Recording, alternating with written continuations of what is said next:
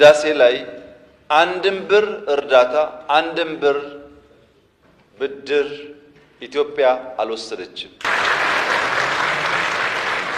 በጀግኖች ኢትዮጵያውያን ቁርጠኛ አቋም በሀገር ውስጥም በሀገር ውጭ ያሉም ኢትዮጵያውያን በቁርጠኝነት ጨክነው በጋራ ቆመው ስለሰሩ የተከወነ ፕሮጀክት ነው። ግን በዚህ አላበቃም። ህዳሴ ከአፍሪካ አንደኛውን ሰርተናልና ሌላ አያስፈልግም እኮ አላለችም ኢትዮጵያ። በአፍሪካ ሶስተኛ የሆነውን ኮይሻ እየገነባን ያለ ነው፣ የንፋሱን ሳልጨምር።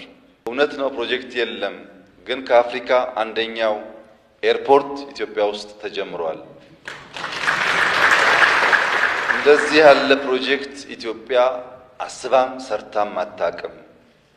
እውነት ነው ፕሮጀክት ቀንሷል፣ ግን የማዳበሪያ ፋብሪካ ኢትዮጵያ ውስጥ ተጀምሯል። የጋዝ ፌዝ 1 ጨርሰን ፌዝ 2 እና ሪፋይነሪ እየሰራን ነው።